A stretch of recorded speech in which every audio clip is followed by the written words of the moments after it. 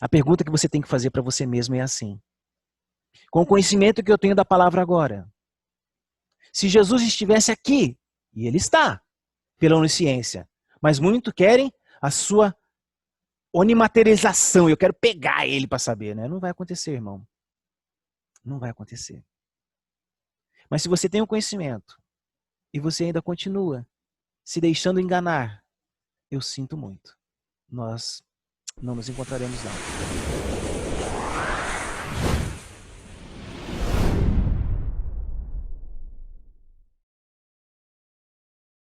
Agora nós vamos ao nosso texto. Você que está com a sua Bíblia aí, irmã e meu irmão querido, nós vamos hoje na segunda carta aos Coríntios, capítulo 2, versículo 2 em diante. Amém? Por aí, quem não tem, me escute. Bondoso Deus, Tu és poderoso, Tu és grande, Senhor. Tu és magnífico na nossa vida. O Senhor nos tem como vasos, muitas vezes imperfeitos, e o Senhor precisa refazer, Pai. Assim como aquela mesa gira com o barro ainda sem forma, assim somos nós muitas vezes. Não entendemos as coisas que estão acontecendo.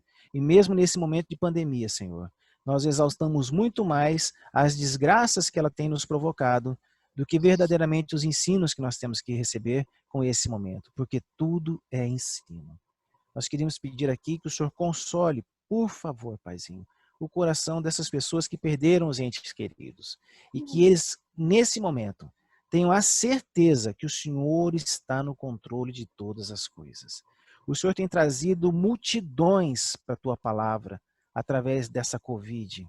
O Senhor tem trazido pessoas que nós jamais imaginávamos através da internet, Pai, porque os templos ficaram fechados por muito tempo.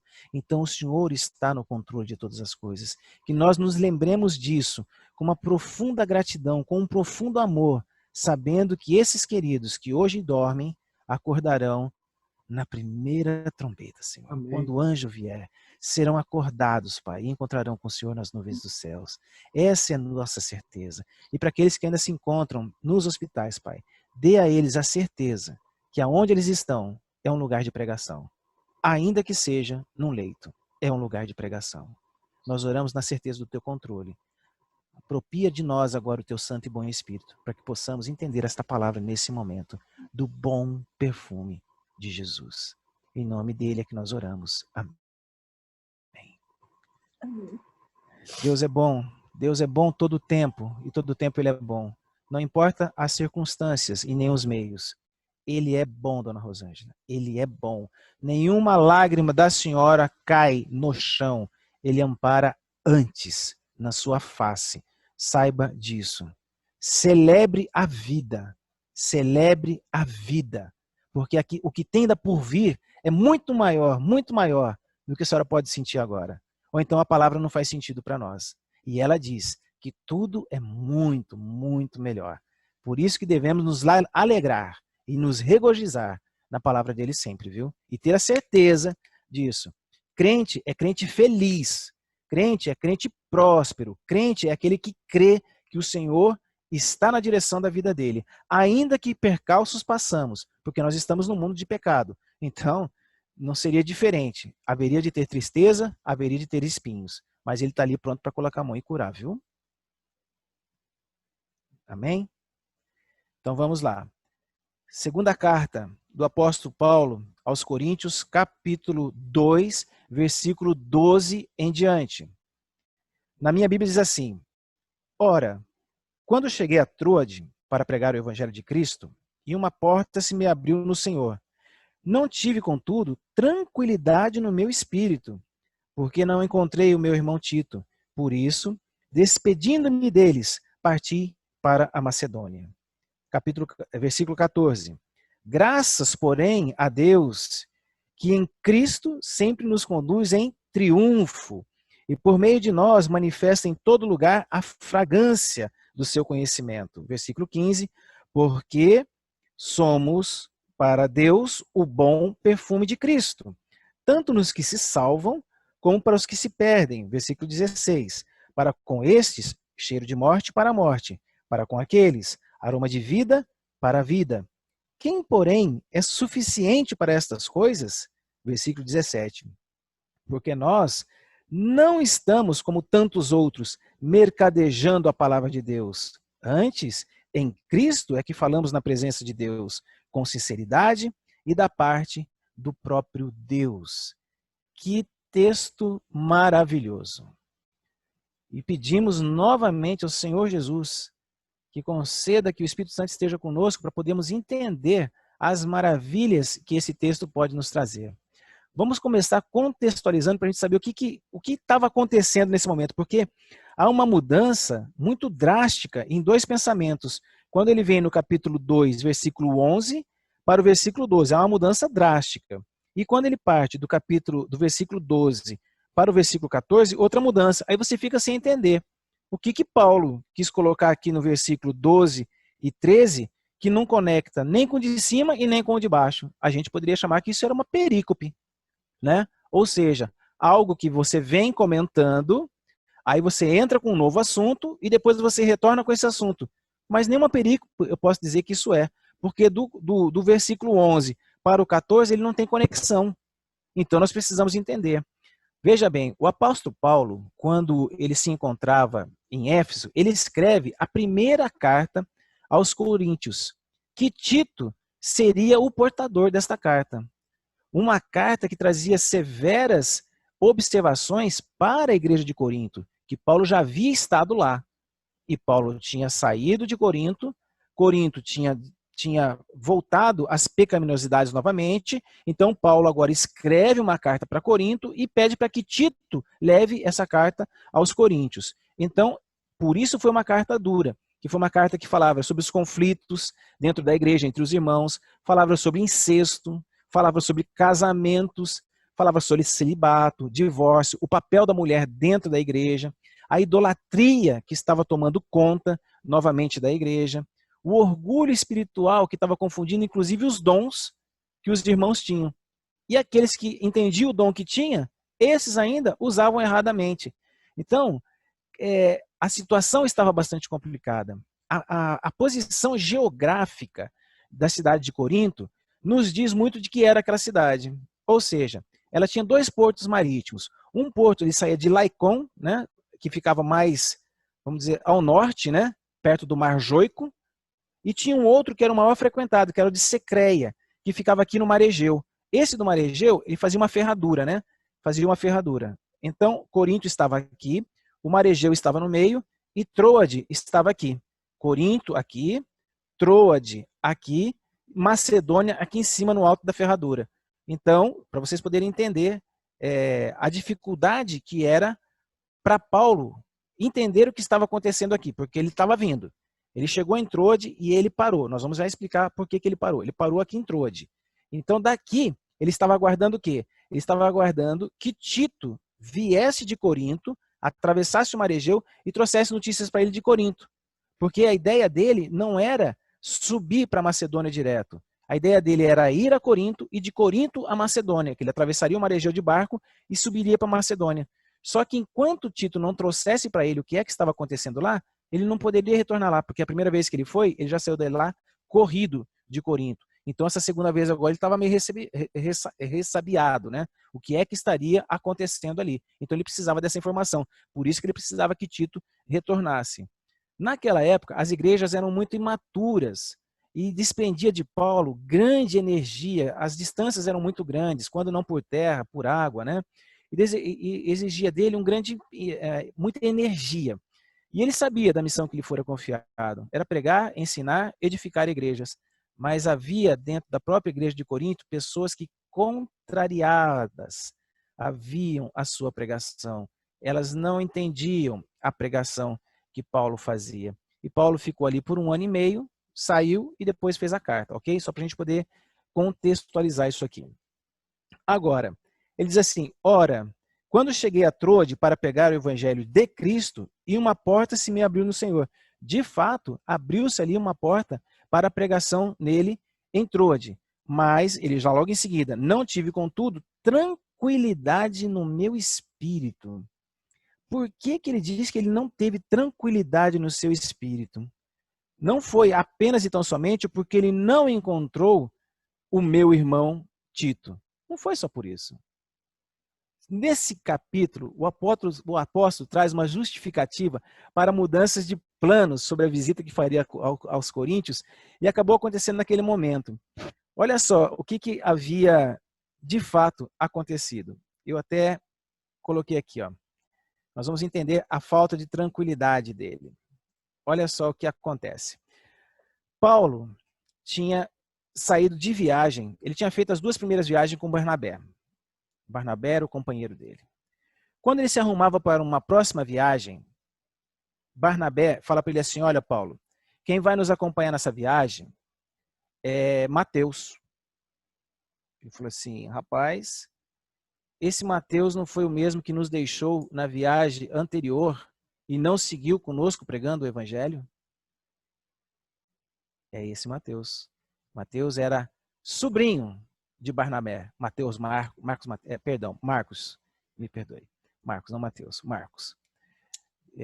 Ele não era o seu sobrinho? Sim. Ele nos deixou na viagem anterior e não prosseguiu conosco? Sim. Ele falou, não, ele não vai nos acompanhar. Houve um atrito muito grande entre Barnabé e Paulo, companheiros de longas viagens, de viagens missionárias completas, de pregação do evangelho, passaram apuros juntos, e agora ele diz assim, não, ele não pode nos acompanhar, porque ele nos abandonou daquela vez. Então Barnabé, entristecido com Paulo, pega Marcos e se dirigem, então, para a cidade natal deles. E Marcos acompanha Barnabé, e agora Paulo escolhe um novo companheiro dele, que foi Silas. Então agora ele começa essa viagem com Silas. E quando ele começa essa viagem, essa nova viagem de pregação, há sempre uma conversa, sempre as conversões, e ele vai acompanhando, mas não saía da mente dele o que tinha acontecido lá atrás, a discussão com o que tinha acontecido lá atrás. E por vezes eles tentaram entrar em cidades para pregar e o Espírito dizia que não, que eles precisavam continuar subindo. Foram 432 quilômetros que esses caras andaram, sem poder parar em lugar nenhum para pregar, porque o Espírito não deixava. Eles iam entrar numa determinada cidade, não, aqui não, prossiga, prossiga, prossiga. Quando ele chega lá em Troade, cansado, dá para entender por que ele fala agora assim, sem tranquilidade no meu espírito, por quê? Ele não havia esquecido ainda o que havia acontecido com ele em Éfeso, ele não havia esquecido ainda a discussão dele com Barnabé, e deixado o amigo de viagem lá, e tendo que prosseguir agora com um novo grupo. Então, que ele não tinha tranquilidade no espírito, não foi apenas porque ele não encontrou o Tito, mas também por essa questão. E aí o que acontece? Essa falta de tranquilidade dele, ele teve um redirecionamento do Senhor. Se nós formos em Romanos, capítulo 8, 28, vai estar dizendo assim, ó, sabemos que todas as coisas cooperam para o bem daqueles que amam Deus, daqueles que são chamados segundo o seu propósito. Paulo havia sido chamado para um propósito santo, desde o início. E agora o Senhor o chamou para um novo propósito, maior ainda. Quando ele chega ali em Troade, o Senhor conseguiu levar ele até Troade, ele obediente, ele foi até Troade. Quando chegou ali, o Senhor redireciona o caminho dele. Queridos, vocês que estão me assistindo agora, nesse momento, entendam uma coisa. O Senhor tem um GPS espiritual na nossa vida. Às vezes nós estamos indo por um caminho e ele nos redireciona, corrigindo rota, sabe? Corrigindo rota, corrigindo rota. Ele corrige a rota daqueles que são cristãos. Ele corrige, ele quer salvar essas pessoas, porque nós não sabemos verdadeiramente o caminho que nós trilhamos. Nós não sabemos. O Senhor sabe. E o Senhor sabe o tamanho do desvio que nós vamos fazer para chegar naquilo que Ele gostaria, o objetivo, né, que Ele gostaria que nós chegássemos. Então Ele corrige as nossas rotas. Ele corrigiu a rota de Paulo aqui por mais de 432 quilômetros. Que quando Paulo chega aqui, ele não sabia mais para onde ele ia. Parou, preocupado, em tranquilidade de espírito. E aí ele coloca assim, né? Por isso, despedindo-me deles, parti para a Macedônia. Parece simples quando você lê isso aqui, né? Mas se nós formos a Atos dos Apóstolos, capítulo 16, versículo 9, sabe o que ele vai estar dizendo? Ele vai estar dizendo assim, ó, à noite sobreveio a Paulo, aqui é Lucas falando, viu? É um dos primeiros momentos que Lucas se manifesta como seguidor de Paulo. À noite sobreveio a Paulo uma visão na qual um varão macedônio, o senhor já deve ter visto isso, um varão macedônio estava em pé e lhe rogava dizendo, passa a Macedônia e ajuda-nos. Não era para Paulo ir para Corinto. Não era. Então, quando ele entra aqui nisso, que nós não conseguimos nem chamar por uma perícope, ele está dizendo que a intranquilidade dele no espírito era por quê? Porque Barnabé queria colocar Marcos para seguir com eles na viagem. Marcos, na viagem anterior, tinha abandonado o navio e deixado eles a sós. E ele agora diz, eu não sigo. Houve uma discussão grande entre um e outro ali. E eles acabaram seguindo viagem para sua cidade natal, que era a ilha de Creta. E agora ele se junta com uma outra turma, com outros discípulos, e sobe em direção à pregação do evangelho. E o Senhor disse, não entra aqui, não entra ali, não entra aqui, não entra aqui, não entra aqui. Entra lá e para em Trode. O Senhor dá um sonho para ele. Passa Macedônia, passa para a Macedônia e ajuda-nos. Então não era para ele ir mais para a cidade de Corinto, como ele estava prevendo ir. Então não era por causa, recapitulando, não era por causa de Tito que ele não foi. Ele estava perturbado anteriormente por uma situação. Ele precisava da resposta de Tito, sim. E aqui, na segunda situação, ele recebeu um sonho e por isso foi que ele foi. Agora, o capítulo 14 em diante, que é muito lindo. Graças, porém, a Deus, que em Cristo sempre nos conduz ao triunfo. Aqui ele reconhece, ó, graças, porém, a Deus, que em Cristo, aquele Cristo que ele teve face a face com ele, sempre nos conduz em triunfo. E por meio de nós, manifesta em todo lugar a fragrância do seu conhecimento. Rapaz, pensa num negócio interessante aqui. Ele traça aqui uma metáfora, né? No versículo 14 e 15, ele traz uma metáfora que o apóstolo Paulo usa para expressar sua alegria com a direção que Deus havia dado na sua missão.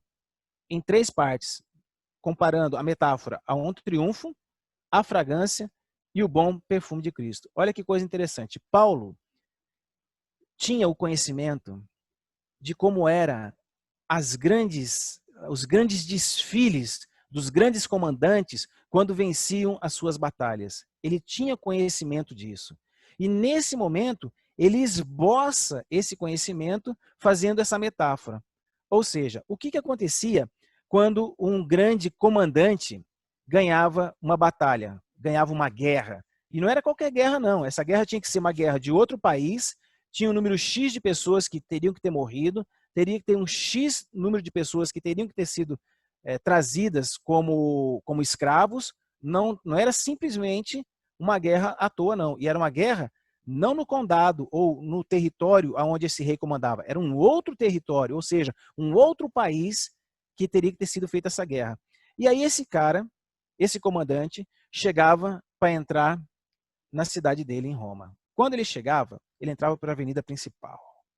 E tinha uma sequência nesse desfile maravilhoso, esse desfile chamado Triunfo, quase como se fosse o carnaval nosso, aquele povo tudo separado por alas. Era assim que acontecia esse desfile, eram alas separadas, ou seja, veja bem, vinham primeiro os funcionários do Estado, os funcionários do Estado e Senado, os trompetistas tocando, vinham os cativos, vinham os príncipes inimigos e seus líderes, e generais, guardas e músicos.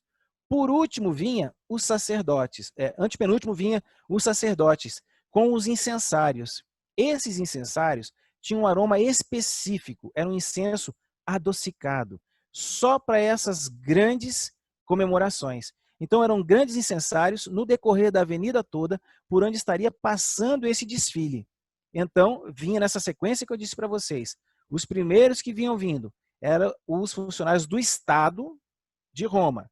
Depois, os trompetistas tocando. Depois vinham os cativos que tinham sido presos. Depois dele, os príncipes dos inimigos e os seus líderes juntos. Depois vinham os generais, os guardas e agora os músicos tocando. E agora os sacerdotes, com todo esse incensário entrando nessa procissão. O general vencedor e sua família vinham por fim, com todo o exército, com as suas condecorações, né?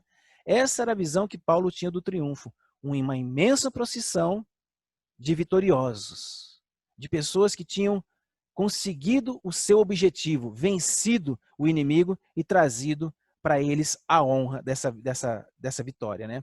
Agora, quando nós vamos aqui, voltando para a palavra do Senhor, ele diz assim, ó, por meio de nós, manifesta em todo lugar a fragrância do seu conhecimento, porque nós somos para Deus o bom perfume de Cristo. Tanto nos são salvos quanto os que se perdem. Para os que se perdem, né? Cheiro de morte para a morte. Para aqueles que o aroma de vida, para a vida, que é o versículo 16. Agora, olha que coisa interessante quando Paulo faz essa metáfora, essa analogia, né?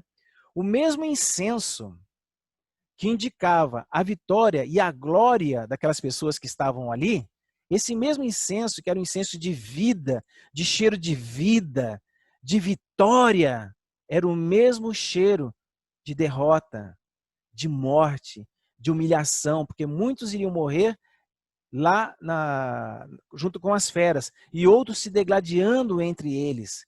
É o mesmo cheiro, é o mesmo perfume. Para a morte, para aqueles que trouxeram para a vida, vida. Para aqueles que viram morte, a morte. Isso é algo assim, quando Paulo sinta esse triunfo, para ele é algo muito grande. Uma coisa que naquela época seria a maior honra concedida para um general. Agora, nós estaremos com Cristo nesse desfile e compartilharemos com eles essa vitória? Se nós formos à primeira carta de Coríntios, capítulo 15, versículos 57 e 58, diz assim: graças a Deus que nos dá a vitória por intermédio de nosso Senhor Jesus Cristo.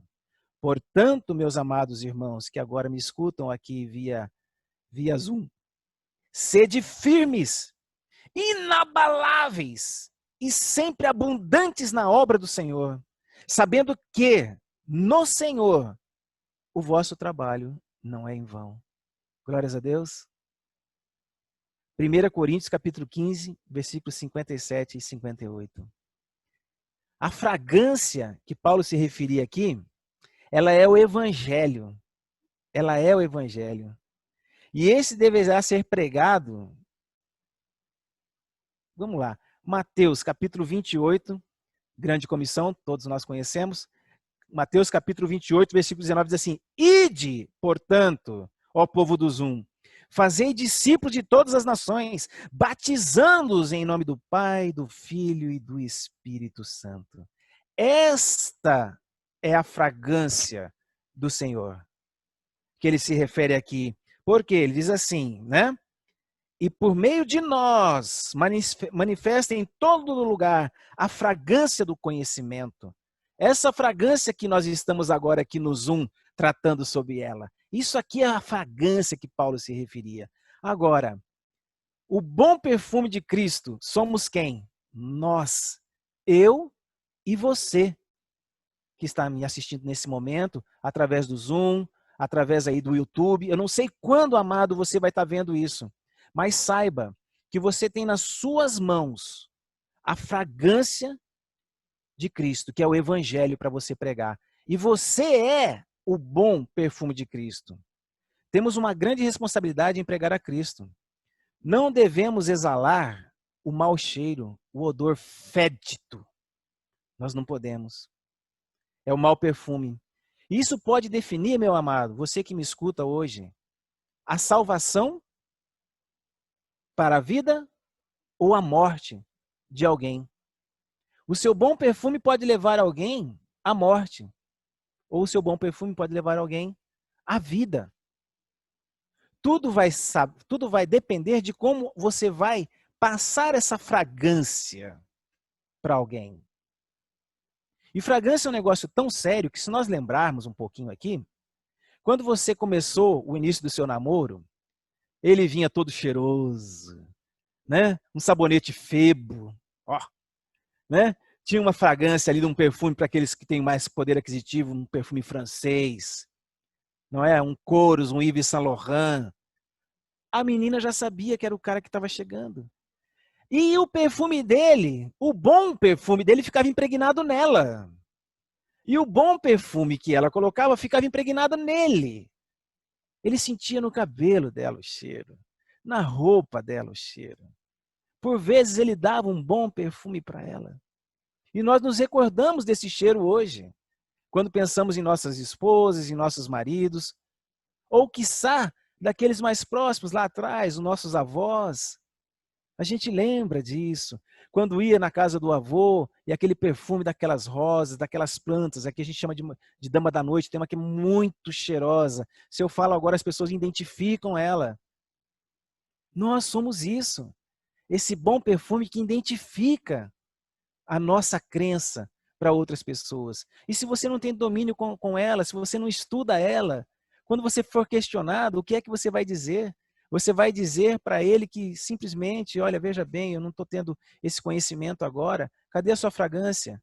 Passou a ser apenas um perfume com mais álcool do que com mais consistência de perfume, né? Não podemos ser isso de forma nenhuma.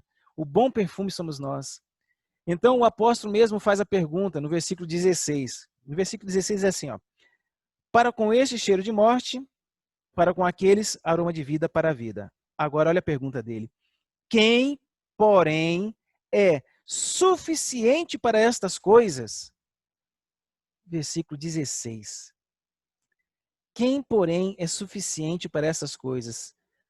Segunda carta aos Coríntios, capítulo 3, versículos 5 e 6. Diz assim: não que por nós mesmos sejamos capazes de pensar alguma coisa, como se partisse de nós.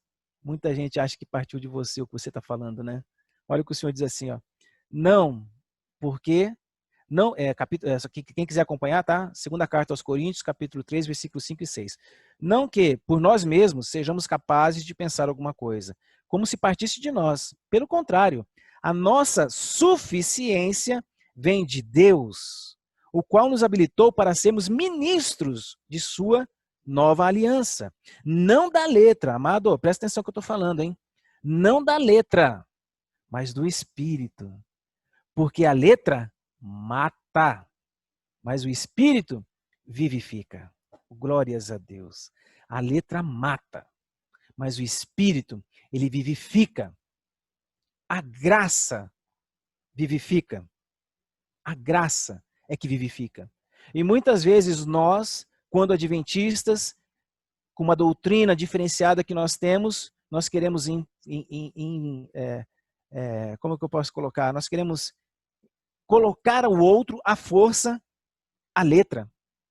Mas está aqui. Não pode comer carne de porco. Você tem que guardar o sábado. Está aqui a letra. Amado, olha o que Paulo fala aqui. Porque a letra mata, mas o Espírito vivifica a graça. Qual é o entendimento que o irmãozinho tem que está chegando agora na igreja, ou que você está dando um estudo bíblico para ele, que o café pode lhe tirar a cognição no entendimento do Espírito com o elevado, o supremo que é Deus? Calma, ele vai chegar lá, calma, tenha paciência. Ele vai adquirir esse conhecimento ainda. Tenhamos que ter paciência. A você, meu irmão, que em determinado momento estará me escutando e não é membro dessa igreja adventista do sétimo dia, fique tranquilo. O Senhor ouve as tuas orações.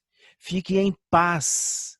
Na casa do meu pai há muitas moradas. Se não fosse assim, não vou teria dito. Ele disse isso. Então alguém diz assim: ah, então, irmão, eu que estou em determinada denominação, estarei salvo? Sim! Estarei no céu? Sim! E o católico? Sim! E o espírita? Claro! Tem um lugar para você, irmão, lá! E eu que sou batista? Oh, seja bem-vindo, meu querido. Porque o Senhor disse que você vai estar lá. Agora, onde está a diferença?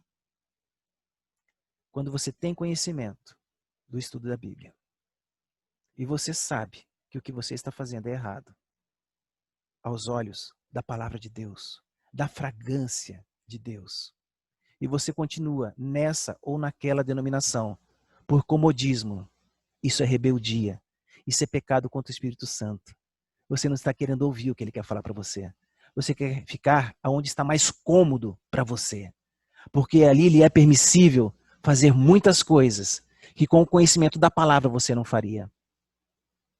A pergunta que você tem que fazer para você mesmo é assim: com o conhecimento que eu tenho da palavra agora, se Jesus estivesse aqui, e ele está, pela onisciência, mas muitos querem a sua onimaterialização, eu quero pegar ele para saber, né? Não vai acontecer, irmão. Não vai acontecer. Mas se você tem o conhecimento e você ainda continua se deixando enganar, eu sinto muito. Nós não nos encontraremos lá. E eu não falo isso com alguma arrogância, que eu vou estar lá, porque eu não sei. Porque a minha santificação, ela é diária. Eu peco todo dia, mas todo dia eu entro no meu quarto, fecho a minha porta e com meu pai que está em secreto, eu confesso os meus pecados. E ele é suficientemente pai. E ele me diz assim, G, dos teus pecados eu não me lembro mais, filho. Ele tem uma amnésia, como diria meu pastor Ezequias, né? Ele tem uma amnésia. E se renova as suas misericórdias sobre a minha vida. Porque ele percebe a minha luta diária. A luta diária contra o pecado. E isso vai se tornando um hábito que algumas coisas você passa realmente a não fazer mais. E passa a entender a palavra dele com mais clareza. E aí sim, é como se você estivesse no primário, estudasse, passasse para o colegial, fosse para uma faculdade, fosse para um mestrado, fosse para um doutorado. A luz vai aumentando até que seja dia claro. E você tem todo o conhecimento. Será que deu para você me entender, meu irmão? Você está salvo em qualquer lugar com o conhecimento que você tem. Em qualquer lugar. Em qualquer denominação. Mas a partir do momento que você tem um passo a mais de conhecimento e aquilo fez sentido para você no seu coração, o Espírito Santo falou com você. E então você precisa dar um novo passo na sua vida. Você precisa procurar uma nova informação daquilo que você não tinha. É preciso. A Bíblia está aqui. 66 livros para você. Uma biblioteca para você ler. Tem até em braille. Tem até em áudio agora. Então você não pode negar esse conhecimento. Se é que você quer galgar degrau mais alto na espiritualidade. Deu para entender? Amém. Espero que sim. Mas se não deu, coloque aí, né? Ale, coloca aqui embaixo. Tem uma pergunta, tem uma dificuldade? Coloca aqui embaixo. A gente não foge, não. No chat aí. Coloque aí. A gente não foge da responsabilidade. Desde que a sua pergunta esteja na Bíblia. Desde que esteja dentro dos parâmetros espirituais. Né? Nós não estamos aqui para confronto, não é verdade? O Senhor sempre diz assim, onde há contenda, ele não estaria. Tá certo? Então, nesse momento, ele está aqui conosco. Espero um dia poder estar próximo de vocês aí em Manaus para a gente poder ter um bate-papo muito gostoso, muito perto um do outro. Então, queridos, vamos lá. Fragrância de Cristo, a palavra. O triunfo de Cristo, quando Cristo voltar e em desfile nos levar para o céu. Os mortos em Cristo ressuscitarão primeiro. Os que vivos estiverem serão transformados num corpo, de um corpo corruptível para um corpo incorruptível e estaremos em procissão adentrando as mansões celestiais. Cristo à frente, os incensários estarão lá para nos receber e nós encontraremos com ele nas nuvens do céu, porque ele não colocará o pé no chão na segunda vinda. Nas nuvens do céu e dirá, iremos direto para o céu. E lá viveremos 1000 anos. Aí depois você já conhece Apocalipse, que é uma outra pregação. E então, seremos nós, esses escravos aprisionados por Cristo. Por que somos nós? Porque Cristo lá no Calvário, não se esqueça, ele venceu o maior dos adversários que foi Satanás. Ele venceu lá. Então lá ele nos comprou, nos redimiu com o sangue dele. Por isso nós somos agora escravos desse Senhor e não mais do outro. E por fim, ele foi e consagrou, porque ele ressuscitou dentre os mortos e venceu o último inimigo, que era a morte e seus agrilhões. Por isso nós estamos nessa procissão. Cristo na frente como general e atrás vem nós como servos, como escravos desse Senhor que nos resgatou. Em triunfo entraremos no céu. Amém? E eu espero olhar do lado, dar uma cutucadinha e falar assim, e aí, dona Rosângela, não falei para a senhora que a gente ia estar aqui? E aí, Péricles? E aí, Ale? E aí, Mônica, você lembra? Foi difícil? Foi. Mas foi grandioso. Valeu a pena cada lágrima da dona Rosângela. Valeu a pena essa pandemia da Covid. Valeu a pena. Levou alguns queridos nossos? Levou com uma certa antecedência, mas estava previsto na história do Senhor. Ele não foi pego de surpresa. Ele apenas recolheu aqueles um pouco mais cedo, quando em breve, muito em breve, nós vamos entrar nas mansões celestiais. É disso que Paulo estava falando. É esse triunfo que Paulo estava falando. E o que nós temos que fazer? A fragrância. prega o evangelho, ser o bom perfume de Cristo. Não seja fétido, por favor. Abra a palavra, converse, explique, seja você, verdadeiramente você, testemunhe da sua vida para outras pessoas. A irmã White diz assim, que todos devemos pregar. Se preciso for, a gente abre a boca para falar. O que ela quis dizer com isso? O maior testemunho é a sua vida. Como é que você é cristão? Como é que você é fora da igreja? Porque na igreja a gente vai para ler a palavra. A atitude do cristão é que diz que, de fato, quem ele é. É lá fora. É no leito de morte, quando ele ora para o Senhor e fala assim, Pai, estou pronto. É lá com a Covid. É lá que tem muitos hospitais que não tem nenhum adventista, tem um adventista no leito de morte, lá com a Covid. Ele fala assim, vem cá, chama as enfermeiras aqui. Vamos aqui. Vamos orar? Mas o Senhor que está ruim, não, eu queria orar por vocês. Vocês fizeram um trabalho excelente por mim. Eu estou na mão do meu Senhor. E que Ele esteja na mão de vocês. É lá que a gente testemunha. Um breve testemunho? Posso? 6 cirurgias no rim. Eu fiz. Sofri muito. Lá no hospital onde o Ezequiel está internado hoje. Fiz 6 cirurgias no meu rim. Em 7 meses eu fiz 6 cirurgias com anestesia geral. Nesse período teve 2 adventistas que morreram com choque anafilático. Uma menina foi só fazer o desvio do septo e veio a falecer, 25 anos. E eu não conseguia entender por que, Senhor, que eu tenho que estar retornando nesse hospital mais uma vez e mais outra. Uma das pedras pega e desce entre o catéter e a ureter e trava. O médico falou assim, mas isso nunca aconteceu. Eu falei, meu Deus, por que comigo? Mais uma cirurgia. Só que durante essa cirurgia, da primeira vez que eu fui à cirurgia, eles vieram, como é de praxe, vêm em volta da sua cama e oram por você. Aí, ok. Logo em seguida, te chamam, você entra para a sala de cirurgia e lá põe um respirador e você apaga. Quando foi na segunda vez que eu fui fazer a cirurgia, eu chamei as meninas e falei assim, posso orar por vocês? Nossa, o senhor quer orar por nós? Sim, quero orar por vocês. Eu deitado ali na maca. Pedi que elas se rodeassem a maca e eu orei por aquelas meninas. Numa segunda vez. Numa terceira vez, porque eles mudam o plantão, né? Eles mudam, os plantões vão mudando, né? Numa terceira vez que eu fui para a cirurgia, as primeiras meninas que tinham me atendido, que fizeram oração para mim, estavam ali. E agora eu pedi novamente para orar por elas. Já era a terceira vez da minha cirurgia. E uma delas falou assim, o senhor ora por mim? Eu falei, oro. Eu falei para ela assim, por quê? Ela falou, não, eu só queria que o senhor orasse por mim. Eu falei, então tá bom. Orei pelas meninas e orei por ela. O nome dessa menina é Jéssica. Eu estou falando porque ela me permitiu falar. O nome dela é Jéssica. E então, orei por ela e tal. Aconteceu naquele dia de atrasar muito a cirurgia, porque tinham 2 equipamentos para fazer esse tipo de cirurgia, né?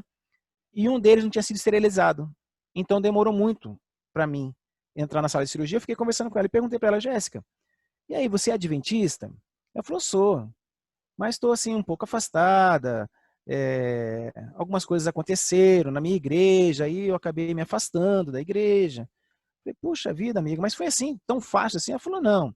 Tem uma amiga minha que ela me convidava para me sair à noite no sábado com ela. E eu já estava afastada da igreja. Eu falei, puxa vida, que pena, hein? Eu já estava afastado da igreja, estava meio descontente. Ela me convidava para mim ir no forró. E eu não queria ir, né? Não queria ir, não ia. Mas ela insistiu outras vezes, aí eu acabei indo um dia com ela no forró. Falei, Ela falou, fui e fiquei quietinha no meu canto lá.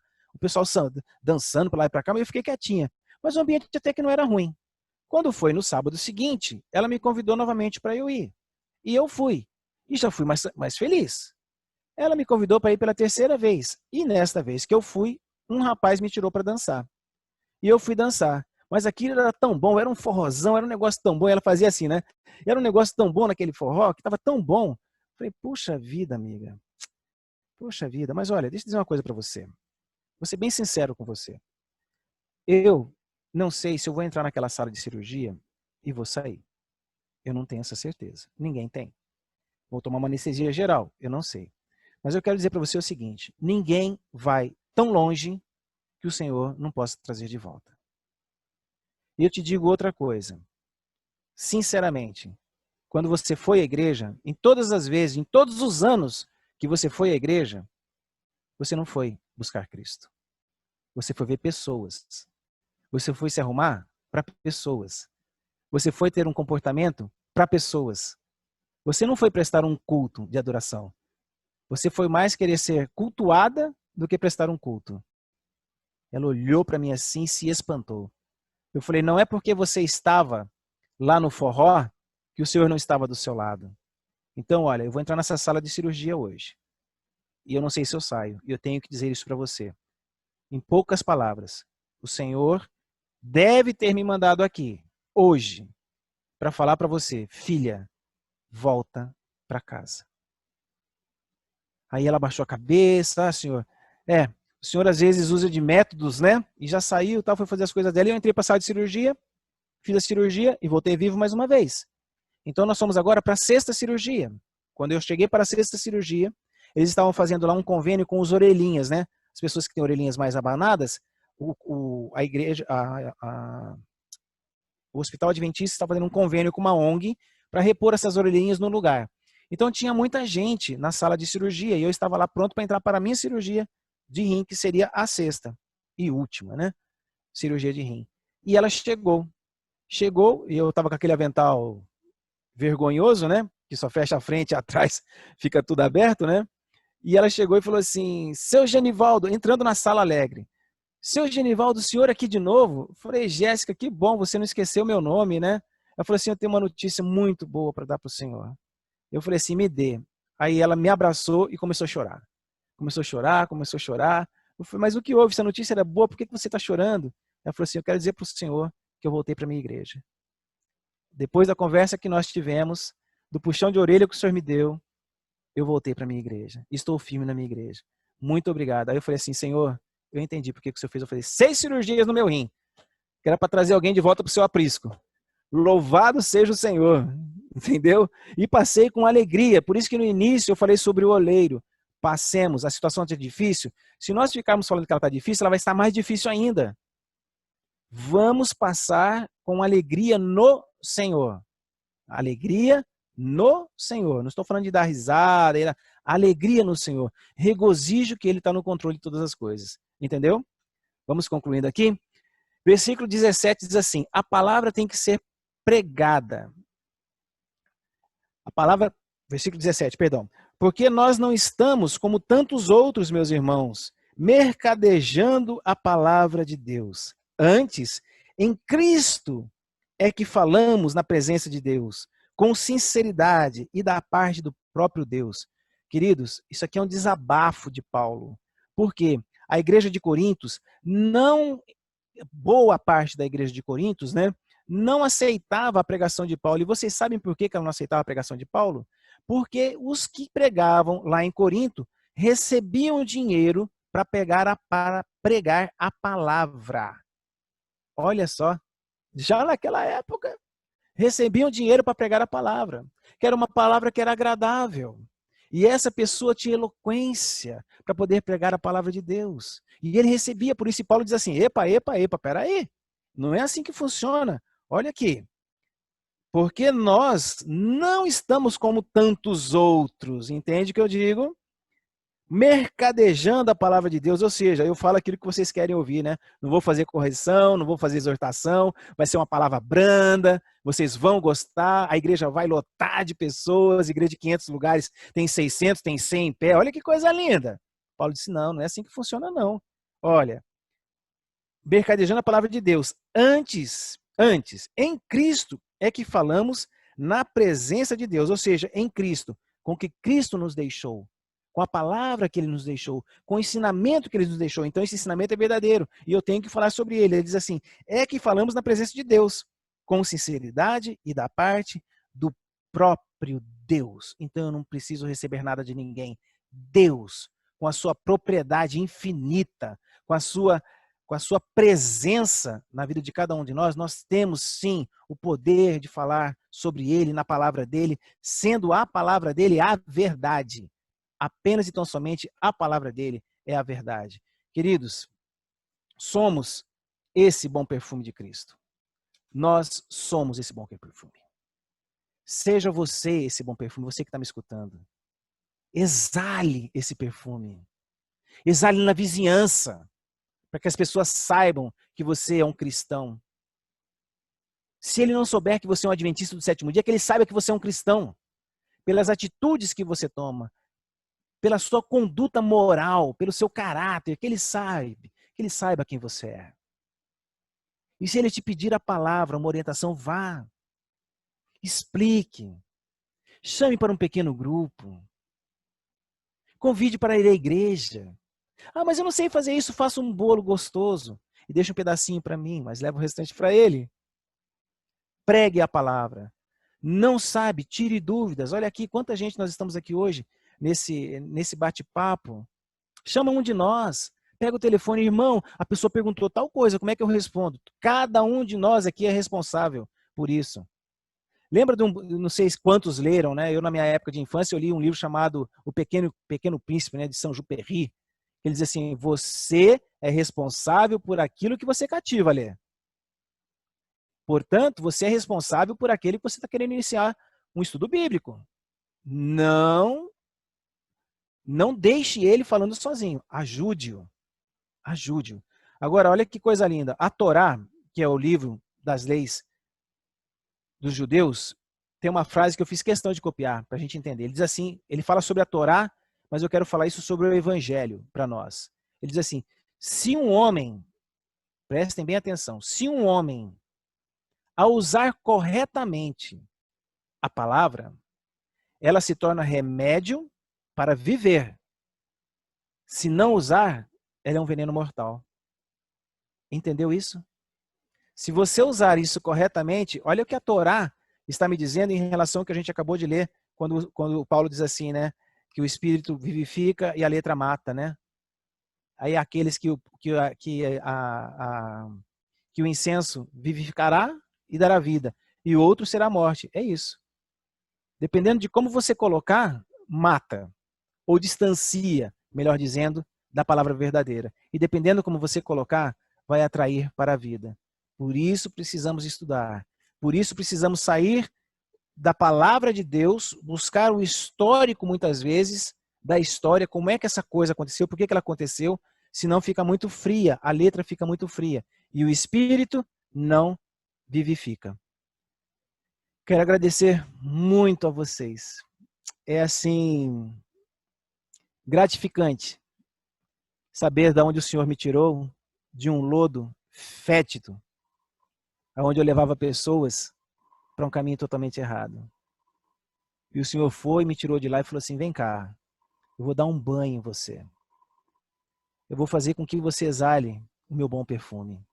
Ainda que engatinhando, ainda que com muita dificuldade, às vezes, de expressar algumas palavras. Mas lembre, ó, eu peguei Pedro, hein? O filho do trovão, e dei um jeito nele. Lembre você que eu peguei João, fofoqueiro João, gostava de arrumar problema. Eu endireitei João, deixei ele por último para escrever o Apocalipse. Marcos, então, Paulo nem queria saber dele. Em determinado ele fala assim, vá buscar Marcos. Agora ele me serve para o Evangelho. E arrependido, ele traz um homem que escreveu o terceiro Evangelho, que serviu de base para o Evangelho de Mateus, que serviu de base, vindo das cartas de Pedro, né? Serviu de base o Evangelho de Marcos. Então que sejamos, irmãos, esse bom perfume. Não pensa porque você está num frasquinho pequenininho assim, dona Rosângela, que não vai exalar. Vai! E o frasco grande? Também vai. Nós vamos exalar. O que nos importa, na verdade, é a essência, não o álcool. A essência. Se a essência é Cristo, a fragrância é o Evangelho, inevitavelmente, nós estaremos em triunfo, exalando o bom perfume de Cristo. Amém? Para concluir uma oração e fazer um resumo. Vocês passaram aí o ano todo, né? Várias pessoas pregaram a palavra, trouxeram estudos, trouxeram testemunhos, né? Com certeza, reconduziu algumas ovelhas que eram do aprisco ao aprisco novamente. Com certeza, deixou algumas ovelhas que não são desse aprisco com vontade de entrar nesse aprisco, não é? Então, Jesus, através do apóstolo João, no Evangelho de João, capítulo 13, versículo 17, ele vai dizer uma frase que vai contextualizar o que ele vinha falando antes, na hora do lava-pés, né? Que ele foi falando sobre o reino vindouro, como é que seriam as coisas, né? Então eu quero dizer que você que está nos ouvindo hoje, que já ouviu tantas pregações aqui, através do YouTube, através aqui do Zoom, toda segunda-feira, o Senhor diz para você assim, olha meu querido, você que está me ouvindo nesse momento, capítulo 13, versículo 17, ora, se sabeis estas coisas, bem-aventurado, ou seja, feliz sois se as praticardes. Que todas essas palavras que foram ditas aqui durante todo esse ano não fiquem em vão, Amém. não seja jogada ao vento. O Senhor diz assim, ora, se sabeis estas coisas, todas que foram faladas durante esse ano aqui, bem-aventurado, feliz é você, sóis se as praticardes. Então que você possa praticá-la, tá certo? Amém. Vamos orar então para encerrar? Amém. Ok. Bondoso Deus, muito obrigado, Senhor, por mais uma segunda-feira, Paizinho, em que pudemos nos reunir aqui por essa ferramenta que o homem instruído pelo Senhor fez, para que nós pudéssemos usar nesse momento para o bem, para pregar o Evangelho, para resgatar pessoas que estão afastadas da igreja, para apresentar um Evangelho novo, vivo, para pessoas que estão conhecendo ele agora. Muito obrigado, Senhor. Mas nessa noite, assim como já foi mencionado várias vezes aqui, mas nós somos insistentes, Senhor. Assim como aquela mulher que foi atrás do juiz iníquo, nós somos insistentes até que essa bênção compareça novamente na nossa frente, que é o pastor Ezequiel Guimarães. Que o Senhor possa, lá no leito onde ele está, Senhor, um leito de vida e não de morte, um leito para crescimento, um leito para que o teu nome seja glorificado, Senhor. É por isso que ele está lá, nesse momento. Que a sua mão possa potencializar os remédios que estão sendo ministrados na veia do pastor Ezequias, no pulmão do pastor Ezequias, para que ele possa reviver com força e vontade de viver. Ele sempre disse que ele não tinha pacto com a morte, ele tinha pacto com a vida e o pacto de pregar o evangelho. Paizinho, mas nós queremos lembrar aqui do pastor Elias, que descansa no Senhor. Nós queremos lembrar da esposa dele, Senhor. Queremos lembrar dos familiares Amém, dele. Senhor. E daqueles, Paizinho, que tanto esse homem amou. Quantos lugares ele não pregou o evangelho? Amém, Senhor. Quantas pessoas não te encontraram através da palavra e da pregação dele, Paizinho? Ó Senhor, dê a essa família conforto e a certeza. Eu sei que a teoria, Pai, muitas vezes é falha, mas dê a certeza na prática que a sua mão está sobre eles. Amém. Isso que nós te pedimos aqui, agradecidos por cada membro que está aqui nesse Zoom agora, por cada um que está no YouTube, Pai, e que verá no futuro esta palavra. Meu querido, creia, esta palavra veio do céu para você. Em nome de Jesus Cristo. Amém.